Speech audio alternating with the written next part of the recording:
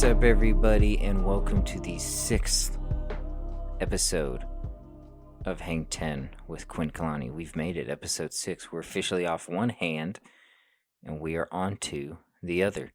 Maybe a pinky, maybe a thumb, but nonetheless. Before we get into anything else, there is something I do want to say. If you're in the NorCal area and you are looking for something to chill out on, what I cannot do is recommend the Designs pre-roll product found at your Colos distributors. These jaunts, skinny jaunts, like some French fingers, some dainty French finger jaunts. And that's not what I need. I need some Texas thumbs, some Alabama hammers, some Louisiana hot links. I like them thick boys, them thick jaunts. I'm trying to get somewhere. And them little French finger jaunts ain't getting me nowhere. So,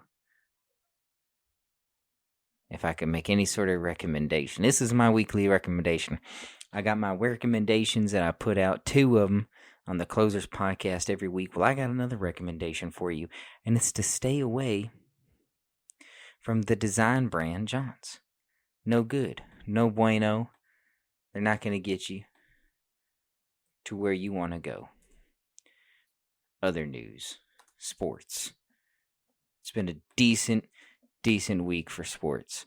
Last night, of course, we had Robert Whittaker coming back off his devastating loss to Israel Adesanya for the middleweight title. It was a dope fight, super technical affair.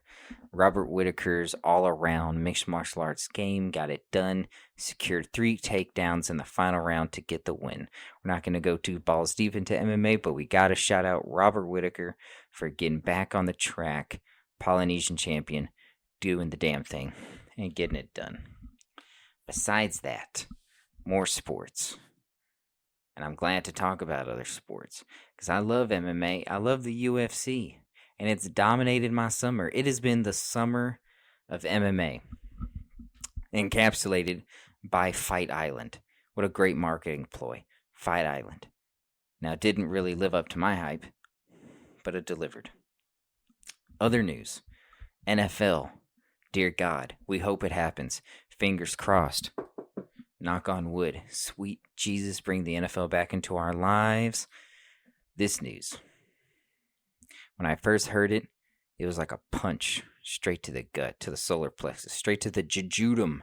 Knocked all the air out of me. Jamal Adams, all-pro safety of the New York Jets, formerly of, will now be going and playing for the Seattle Seahawks. And if you know anything about me, then you know that I hate the Seattle Seahawks with a fervent passion.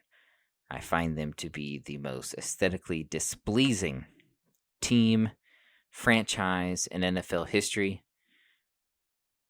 I don't know how to describe the blue that is their primary color. Stale puddle blue-gray. It's a disgusting color for a disgusting city. I guess in many ways it's quite fitting.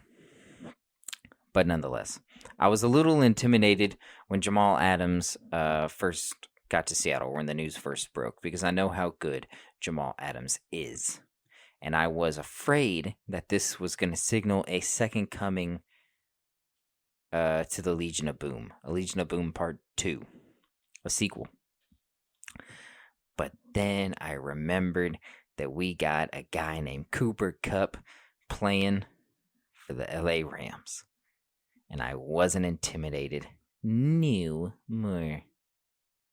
Speaking of Cooper Kupp, recently voted by his peers, the NFL Top 100 Players of the League, the 89th player overall, his first time introduction on the list. Want to give a shout out to Cooper Kupp.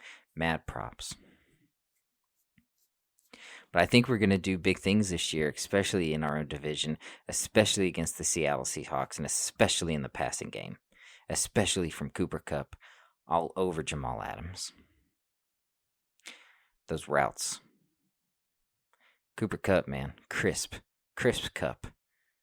Crisp Cookie Cup. That should be his name. Crisp Cookie Cup. That dude flows, man. That dude flows. I think he's one of the best receivers in the league. Hands down. I think it's going to take a little bit of time for the rest of the league to jump on that, but I think he's right there. Especially after the catch. Cooper Kupp is magic after the catch. But anyway, I like the Rams.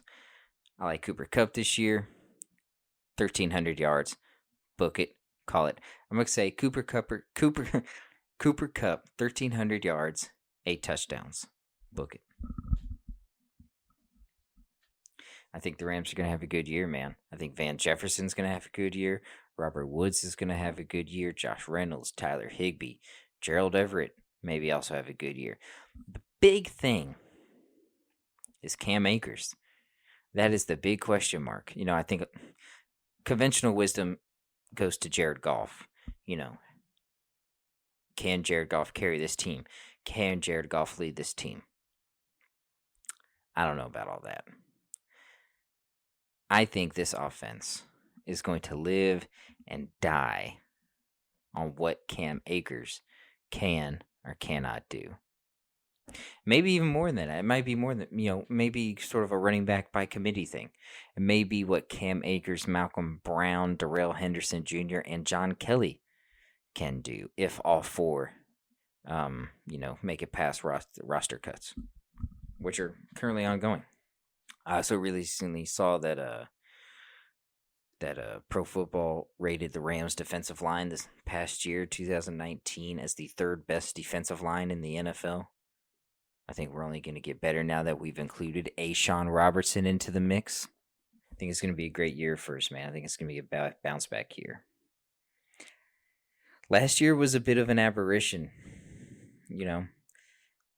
While we did have success in the running game in the red zone on the freaking goal line, we didn't have that consistent success that we need throughout the game to open up the passing game. It just wasn't there. How much of that is the offensive line? How much of that is Todd Gurley? I don't know. Apparently, the front office thought it was enough of Todd Gurley to get rid of him. And I wonder what he'll do in Atlanta now. I don't think Todd Gurley is going to be able to duplicate the success that he had in the first half of his career in Los Angeles. I don't think he's going to be able to achieve that again. And it is what it is. Oh well. But besides that, guys, it's been a pretty mundane week. I'm trying to take a break from all the bad, all the negative that's out there. It's inescapable. There was some other news this week. There was President Trump reaching out. Not even reaching out's not the right way to put it. Someone asked President Trump about Ghislaine Maxwell. If you know who Ghislaine Maxwell is, then you know that she was the proprietor of Young Women for Jeffrey Epstein. And they asked the president how he felt about her trial going forward, and he wished her well. Make of that what you will. Something certainly smells funky about that. Not to make any assumptions or cast grand illusions, because that would certainly be the wrong thing to do in a time like this. But something smells a little off about this whole situation. Hopefully, all will come to the light soon. I heard that her trial date was not to a year from now. If that's the case, then I'd be really interested to see the Vegas odds on whether or not she's going to make it to that trial. It's almost suspicious in itself, honestly, to put her trial so far away from now. But besides that, man, just trying to stay more focused on the positive. I'm trying to get back into escapism via live sports outside of MMA, outside of UFC. Dear God, we need it back. We need it back. I know baseball is back, but I mean, has baseball ever really been back? Since like 1956, has baseball ever really been back? Who knows? Oh well, it is what it is. In the immortal words of our champion, it is what it is.